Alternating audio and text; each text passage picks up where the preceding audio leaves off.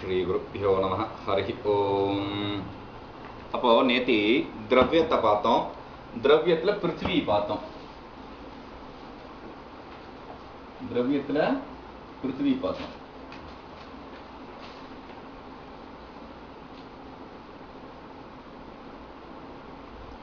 பிருத்திவி பார்த்தோம். இல்லாட்டி இப்படி பண்ணிடுவோமே, திரவியத்துல பிருத்திவி பார்த்தோம்னா சரி இருக்கட்டும். அடுத்தது ஆப, நீர், ஜலம். ஆபக்கு லட்சணம் शीतस्पर्शवती. शीतस्पर्शवत्यः आपः. शीतस्पर्शवत्यः அப்படின்னு சொல்லி வத்திய அப்படின்னு ஏன் சொல்றது அப்படின்னா பகுவச்சனத்தை சொல்றது.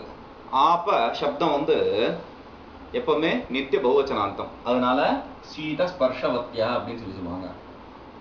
இதுலயும் நித்தியம் அனித்தியம், இதுலயும் நித்தியம் பரமாணு ரூபம், அனித்தியம் காரிய ரூபம். அனித்தியம் திருப்பியும் சரீரம் இந்திரியம் விஷயம் அப்படின்னு மூணு வகையா பிரியறது.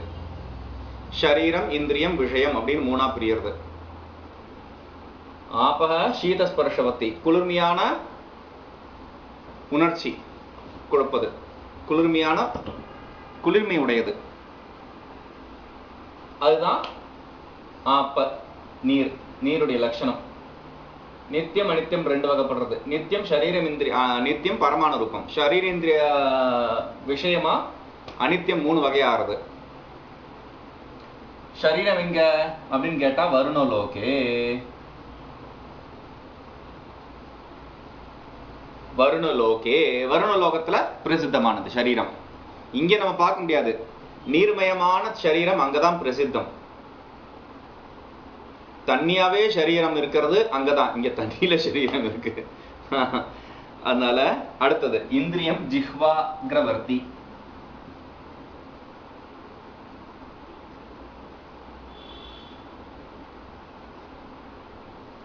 ஜிஹ்வாக்ரவர்த்தி, ஜிஹ்வாக்ரவர்த்தி தான், வர்த்தி இல்ல.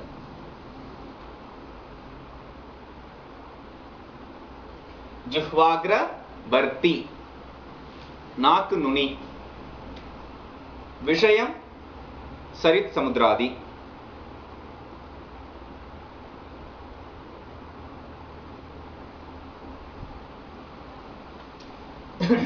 சரித் சமுத்திராதினா ஏரி குளம் கடல் முதலியது எல்லாமே இதுக்கு விஷயம்.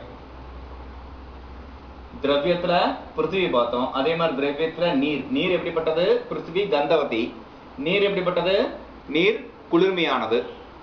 என்ன, அதுல நித்தியம் அனித்தியம் ரெண்டு வகை. நித்தியம் பரமாணு ரூபம், அதே மாதிரி அனித்தியம் வந்து காரிய ரூபம். காரிய ரூபமான அனித்தியமானது எப்படிப்பட்டதா இருக்கும்?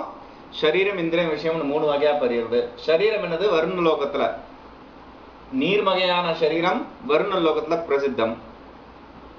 இந்திரியம் சுவைக்கிறது, எது? நுனி, நாக்கு. விஷயம் இதுதான் டேஸ்ட் பட்ஸ் அப்படிங்கிற இங்கிலீஷ்ல. விஷயம் சரித் சமுத்திராதி, நீர்நிலைகள் எல்லாமே அதோடைய விஷயம்தான். அடுத்தது தேஜ. என்ன பண்ணிடலாம்,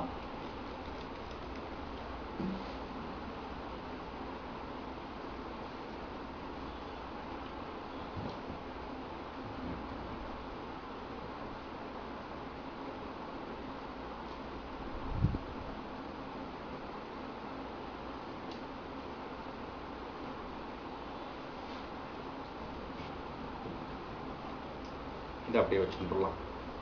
பிருத்திவிக்கு அப்புறம் ஆப, அதையும் பார்த்துட்டோம். அடுத்தது தேஜ. தேஜ என்னது? அது சீத ஸ்பர்ஷவதி, இது உஷ்ண ஸ்பர்ஷவதி.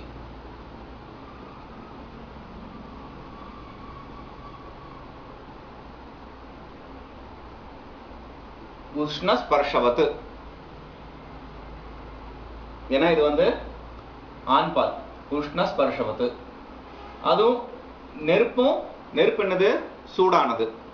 நெருப்பும் நித்தியம் அனித்தியம் ரெண்டு வகை. நித்தியம் பரமாணு ரூபம், அனித்தியம் காரிய ரூபம். காரிய ரூபமான அனித்தியமான நெருப்பு எப்படிப்பட்டது? மூணு வகை திருப்பியும். சரீரம் இந்திரியம் விஷயம் அப்படின்னுட்டு. சரீரம் எங்க இருக்கு? நெருப்புமயமான சரீரம் எங்க இருக்கு? ஆதித்ய லோகம். வருண லோகத்துல மாதிரி அது ஆதித்ய லோகத்துல.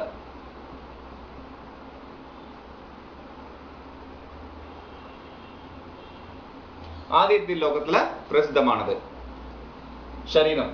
இந்திரியம் நெருப்பு. நெருப்புக்கு இந்திரியம் என்னது? நெருப்புக்கு இந்திரியம், நெருப்புன்னா ரூபம், விஷயம். விஷயத்துக்கு ரூபத்துக்கு இந்திரியம் இது கண்ணு. அதான் சொல்றாரு கிருஷ்ண தாராகிரவர்த்தி அப்படிங்கிறாங்க.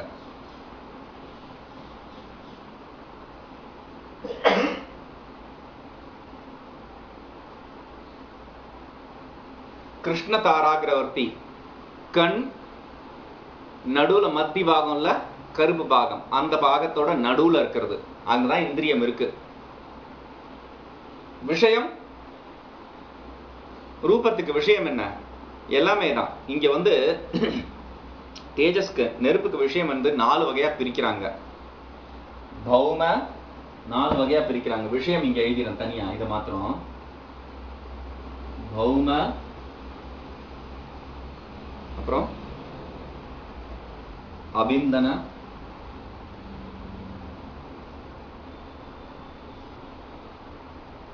அப்புறம் உதர்ய, அப்புறம் ஆக்கரஜ.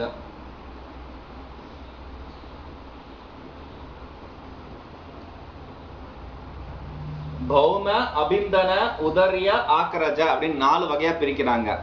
பௌமன்னா பிருத்திவி தன்மையுடையது, பூமியில கிடைக்கிறது அப்படிங்கிறது. பௌம அப்படிங்கிறது நெருப்பு, வன்னி முதலியது.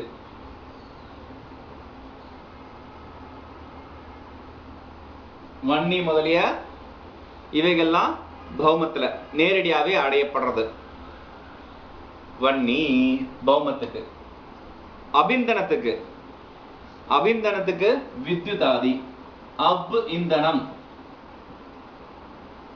அப் இந்தனம் நீர். அப்புன்னா நீர். நீர் எதற்கு எரிபொருளாக இருக்கிறதோ, வித்யுத் அப்படின்னு சொல்லி சொன்னா மின்னல் முதலியவை. என்ன இப்போ உதர்ய, உதர்யனா ரெண்டும் சேர்ந்தது. பௌமமும் அபிந்தனமும் சேர்ந்தது என்னது? உதர்யம். வயிற்றுக்குள்ள 2 வகையானதும் இருக்கு. நீர் நெருப்பும் இருக்கு, நெருப்பு நெருப்பும் இருக்கு. நீர் நீர் காரணமாகவும் எரிகிறது, ஆசிட் தானே அது. அதனால அது எப்படிப்பட்டது? புக்த பரிணாம ஹேத்து.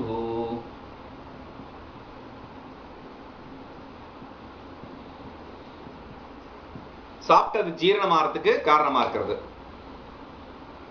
அடுத்தது ஆக்கரஜம், 2 வகையாவும் இல்லாதது. ஆக்கரஜம், ஆக்கரஜம் அப்படின்னு சொல்லி சொன்னா தோன்றதுனால உண்டாறது என்னது? சுவர்ணாதி.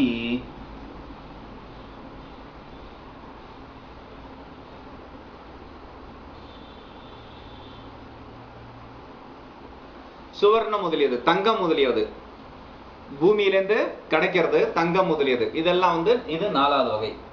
அப்படி நெருப்பு 4 வகையா. நெருப்போட விஷயம் இது. பௌம, அபிந்தன, உதர்ய, ஆக்கரஜ. உதர்யங்கிறது ஔதர்ய அப்படின்னு சொல்லி சொல்லுவோம் பொதுவா இங்க. ஏன்னா பௌமன்னு சொல்லி இருக்குல்ல, பௌம, அபிந்தன, ஔதர்ய, ஆக்கரஜ அப்படின்னு 4 வகையா பிரிச்சுப்போம். இத ஔதர்யனா வயிற்றுக்குள்ள இருக்கிறது, பௌமனா பூமியில அடையப்படுறது, அபிந்தனம்னா நீர் எதற்கு எரிபொருளாக இருக்கிறதோ அது,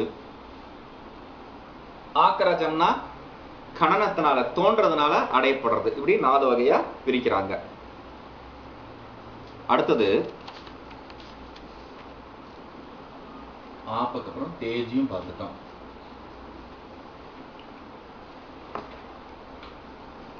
அடுத்தது வாயு.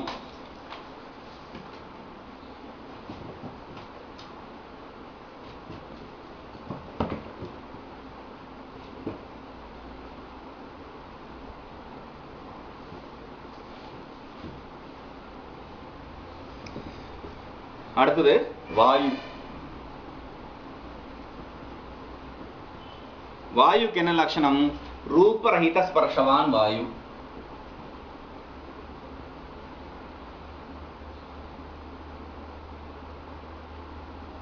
ரூபம் இல்லாம வெறும் ஸ்பர்ஷம் அனுபவம் மாத்திரம் இருக்கிறது வாயு. இது எத்தனை வகைப்பட்டது? நித்தியம் அனித்தியம் ரெண்டு வகைப்பட்டது. நித்தியம் பரமாணு ரூபம், அனித்தியம் காரிய ரூபம். இது திருப்பி மூணு வகைப்பட்டது. சரீரம், இந்திரியம், விஷயம்.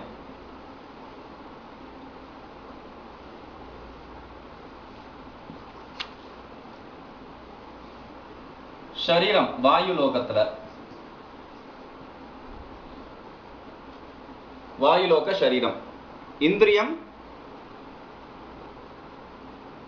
துவக்கு, சர்வ சரீரவர்த்தி, எல்லா உடம்பு முழுவதும் இருக்கிறதான தொடு உணர்ச்சியை அனுபவிக்கிற தோல், அதுதான் இந்திரியம்.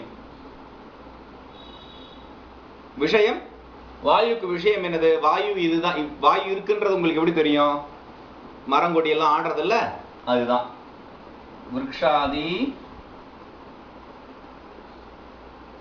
கம்பன ஹேத்து.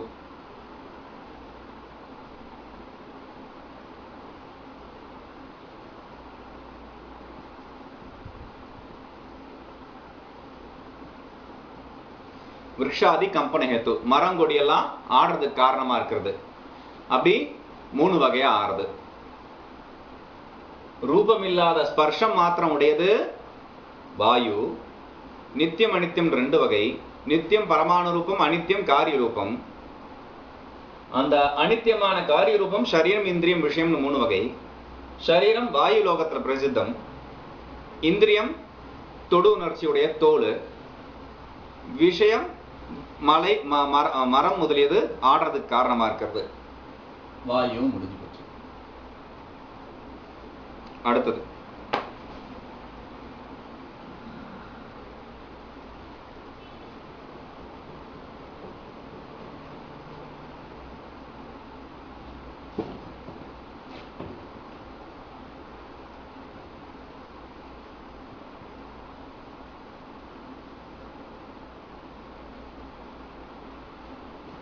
வாயு. அடுத்தது ஆகாசம். இந்த வாயுவே உபாதி பேதத்தினால சரீரத்தில் இருக்கிற வாயு பிராணன். சரீர சஞ்சாரி வாயு பிராணன்.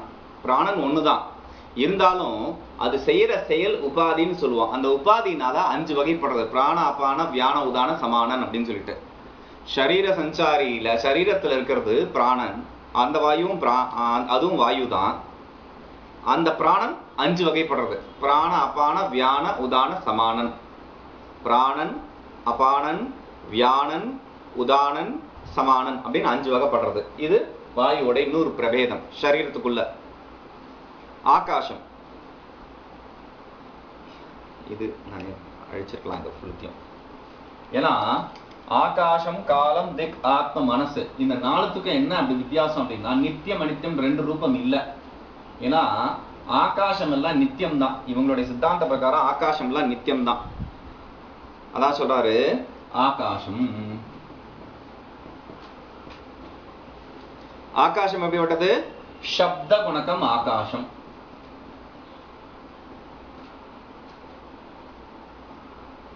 சப்தம், சப்தத்தை குணமாக உடையது ஆகாயம். சப்தத்தை குணமாக உடையது, சப்தம் தான் அதுக்கு குணம். அந்த சப்தத்தை குணமா உடையறதுக்கு பேரு ஆகாயம்.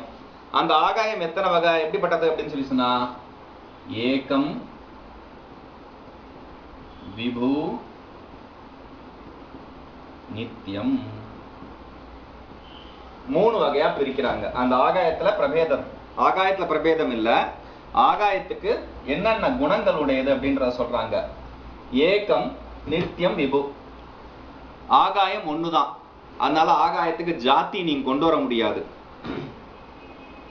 வியக்திர் அவேதஸ்துல்யத்துவம் அப்படின்லாம் ஜாதி பேதத்தை பிரிப்பாங்க. ஆகாசத்துவம் அப்படின்னு ஜாத்தியா கொண்டு வர முடியாது. மாட்டுக்கு கோத்துவம் அப்படின்னு ஜாதி கொண்டு வர முடியும். சமானத்தன்மைக்கு ஜாத்தின்னு சொல்லுவோம், அதான் சாமானியம்னு சொன்னோம். ஆகாயம் வேற ஒண்ணுமே இல்லை, ஒரு ஆகாயம், அதுல ஜாதி இருக்க முடியாது. ஏகம், விபு. விபு அப்படிங்கிறதுக்கு சர்வ மூர்த்த திரவிய சம்யோகி அப்படின்னு பேரு. விபுனா என்னது? சர்வ மூர்த்த திரவிய சம்யோகி. உருவுடைய எல்லா பொருளோடும் சம்பந்தப்படுறதுக்கு பேரு விபு. விபு அப்படின்னா என்னது? சர்வ மூர்த்த திரவிய சம்யோகி, உருவமுடைய எல்லாவற்றோடும் சம்பந்தப்படுவது.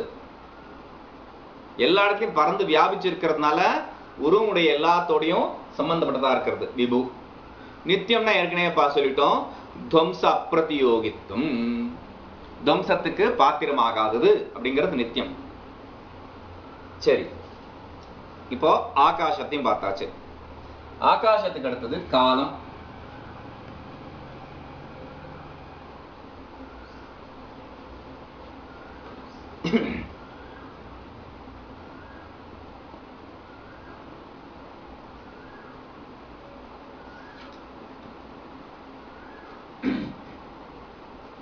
காலம், காலத்துக்கு என்ன லட்சணம் கொடுக்கறாங்க? அதீதாதி விவகார ஹேது.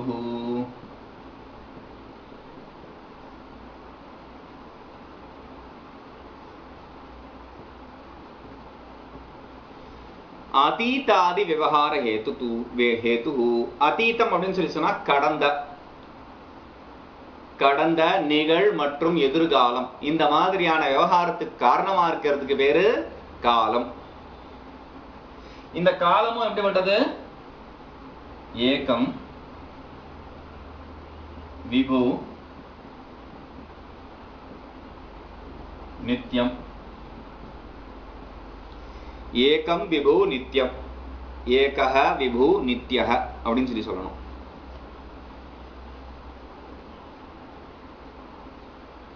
மேல சப்த குணகம் ஆகாசம், ஏகம் விபும் நித்யம் அப்படின்னு சொல்லி சொல்லிக்கலாம். இது ஏகஹ விபு நித்யஹ அப்படின்னு சொல்லி சொல்லணும். அதீத, அதீதாதின்னு சொல்லி சொன்னா அதீத, வர்த்தமான, அநாகத அப்படின்னு 3 வகையா பிரிக்கணும். அதீத, வர்த்தமான, அநாகத. கடந்த, வர்த்தமான நிகழ், அநாகத்தானா எதிர்காலம். கடந்த காலம், நிகழ்காலம், எதிர்காலம், இந்த 3 வகையான விவகாரத்துக்கும் காரணமா எது இருக்கோ அதுக்கு பேர் காலம். இதுவும் ஒண்ணுதான், எல்லாத்தோடையும் சம்பந்தம் உடையது, எல்லா பொருளோடையும் சம்பந்தம் உடையது, நித்தியமானதும் கூட அது. அதே மாதிரி அடுத்தது காலத்துக்கு அப்புறம் திக்கு. சயின்ஸை பொறுத்த வரைக்கும் ஸ்பேஸையும் டைமையும், திக்கு அப்படிங்கிறது டிரெக்ஷன்,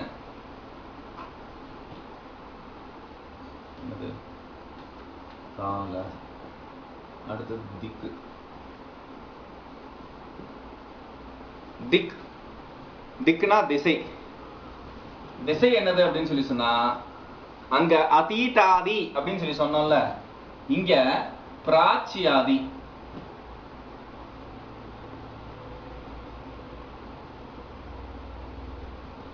விவகார ஹேது, பிராச்சி முதலிய விவகாரத்துக்கு காரணம். இது ஏகா ஸ்திரீலிங்கம்ங்கிறதுனால ஏகா விபுவி நித்யா. ஏகா விபுவி நித்யாச்ச அப்படின்னு சொல்லி சொல்லணும்.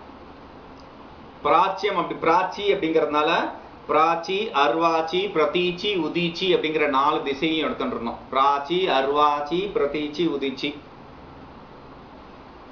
கிழக்கு, மேற்கு, வடக்கு, தெற்கு முதலிய விவகாரத்துக்கு காரணமா இருக்கிறது காலம். கிழக்கு, மேற்கு, வடக்கு, தெற்கு முதலிய விவகாரத்துக்கு காரணமா இருக்கிறது திக்கு, காலம் இல்ல திக்கு. அந்த திக்கு ஒன்று விபு நித்தியமும் கூட. ஸ்திரீலிங்கம் இருந்தால ஏகா விபுவி நித்யா அப்படின்னு சமஸ்கிருதம் சொன்னோம். தமிழ்ல சொல்லும்போது ஒன்று விபு நித்தியமானதும் கூட. அடுத்தது இதுல ஆத்மா முக்கியமானது. இங்க நான் எந்த ஒரு மாற்றத்தையும் கொண்டு வரல, அவங்களுடைய அதே கிரமத்துல தான் கொண்டு வரேன், எழுதுறேன் நான் இத.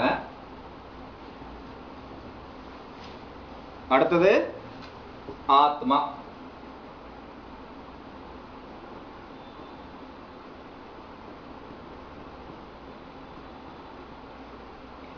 ஆத்மா, ஆத்மாவுக்கு லட்சணம் என்ன? ஞானாதிகரணம்.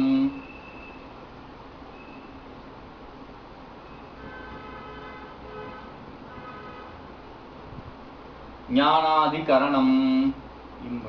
ஒரு மக்காரம் புள்ளி வைக்க கூடாது, ஒரு மக்காரம் எழுதணும். ஞானாதிகரணம். ஞானாதிகரணம், ஞானத்துக்கு அதிகரணமா இருக்கிறது ஆத்மா. அதிகரணம்னா ஆதாரம். ஞானம் அடைகிறதுக்கு ஆதாரமா இருக்கிறது ஆத்மா. ஆத்ம மன சம்யோகம் உண்டாச்சுன்னா தான் ஞானம் உண்டாகும் அப்படின்னு சொல்லுவாங்க.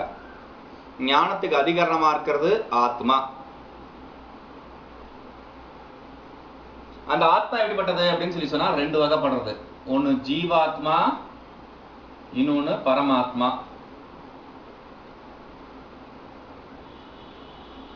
ஒன்னு ஜீவாத்மா, இன்னொன்னு பரமாத்மா.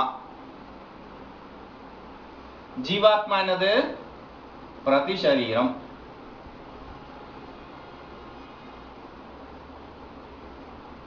பிரதிசரீரம் பின்னம். ஒரு சரீரத்துக்கும் வேறுபட்டது ஜீவாத்மா. ஜீவாத்மா ஒரு சரீரத்துக்கும் தனித்தனி. அந்த ஒரு சரீரத்துக்கும் தனித்தனியா இருக்கிற அந்த ஜீவாத்மா இப்ப எத்தனை? ஒரு சரீரத்துக்கும் தனித்தனியா இருக்கிறது அந்த ஜீவாத்மா. பிரதிசரீரம் பின்னம், விபு நித்தியம்.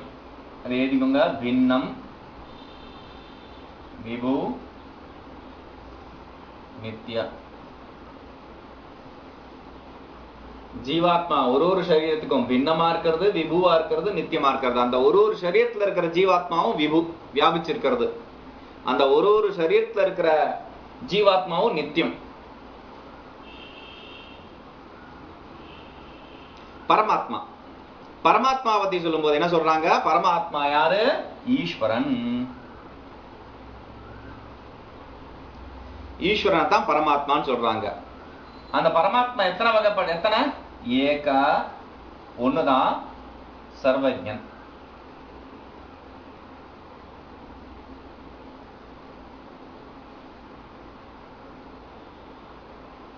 சர்வஜன். அந்த ஈஸ்வரன் ஒருத்தர் தான். ஒருத்தர் மாத்திரம் இல்ல, சர்வஜன், எல்லாமே தெரிஞ்சவர். இந்த ஈஸ்வரனை பத்தி சொல்லும் போது நித்திய ஞானவான், நித்திய கிரியாவான், நித்திய இச்சாவான். ஞான, இச்சா, கிரியா, இந்த மூணுமே ஈஸ்வரன்ல நித்தியமா இருக்கிறது. இந்த மூணுமே ஜீவன்ல அனித்தியமா இருக்கும். ஞானம், ஆசை, செயல், இந்த மூணுமே ஜீவன்ல அனித்தியம். இந்த மூணுமே ஈஸ்வரன்ல நித்தியம், நிரந்தரமா இருக்கிறது.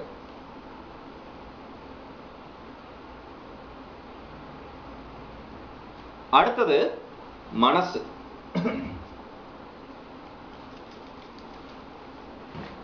கடைசி திரவியம் மனசு.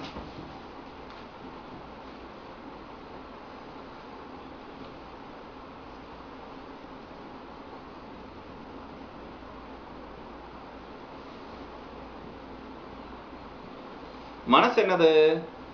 சுகாதி உபலப்தி சாதனம் மனஹ. சுகாதி உபலப்தி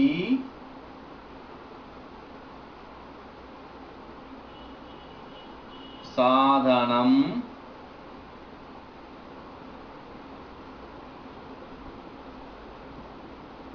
இந்திரியம் மனஹ. சுகாதி உபலப்தி சாதனம் இந்திரியம். மனசுக்கு லட்சணம் இதுதான். சுகாதி உபலப்தி சாதனம் இந்திரியம். சுகம் முதலிய விஷயங்களை அடைவதற்கு, உபலப்தினா அடைவதற்கு கருவியாக, சாதனம்னா கருவி, கருவியான இந்திரியம், புலன் எது? மனது. சுகம் முதலிய விஷயங்களை அடைவதற்கு கருவியான இந்திரியத்திற்கு பேரு மனது. மனத கருவின்னு ஒத்துக்கிறாங்க இவங்க. இந்த மனசு எத்தனை அப்படின்னு கேட்டா, அங்க ஜீவன் பின்னம்னு சொன்னோம். அதே மாதிரி பரமாத்மா ஏகா, ஆகாசம் ஏகம், இதெல்லாம் சொன்னோம். மனசு எத்தனை அப்படின்னு சொல்லி சொன்னா அனந்தம். மனசு அனந்தம், ஒண்ணு இல்ல, பலது. ஏன்னா பின்னம், பல ஜீவன் இருக்கு. ஒரு ஜீவனுக்கும் தனித்தனியான மனசு இருக்கணும். அதனால அனந்தம். பின்னம்னு அர்த்தம். அடுத்தது இந்த மனசு சின்னதா பெருசா அப்படின்னு கேட்கணும். இவங்க என்ன சொல்றாங்க? பரமாணு ரூபமா ஒத்துக்கிறாங்க. பரமாணு ரூபம் ரொம்ப சிறுசது. சரீரத்தை எல்லா இடத்துக்கும் போய் அனுபவிச்சுட்டு வர்றது. காலில் ஒரு முள்ளு குத்தி இருக்கு, அந்த அனுபவத்தையும் தலையில ஒரு இடி இடிச்சது ஏதோ, அந்த ரெண்டு அனுபவத்தையும் ஒரே நேரத்தில் எப்படி அனுபவிக்கணும்னா அவ்வளோ வேகமா போகும் அப்படின்னு சொல்லி சொல்றதுனால இது ஒரு பிரச்சனையும் இல்லை அப்படின்னு பதில் கொடுப்பாங்க இவங்க. மனசு பரமாணு ரூபம். அதே மாதிரி மனசு நித்தியம். மனசு நித்தியமும் கூட. அனந்தம், பரமாணு ரூபம், நித்தியம்.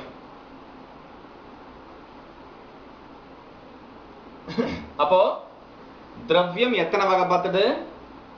9. பிருத்திவி, அப்பு, தேஜ, வாயு, ஆகாஷ, கால, திக், ஆத்மா, மனஸ். மொத்தம் 9 வகையும் பார்த்துட்டோம் நம்ம. அடுத்தது குணம் 24 வகை. இந்த குணம் 24 வகைய பின்னாடி பார்ப்போம். இன்னைக்கு இதோட நிறுத்திப்போம். ஹரி ஓம்.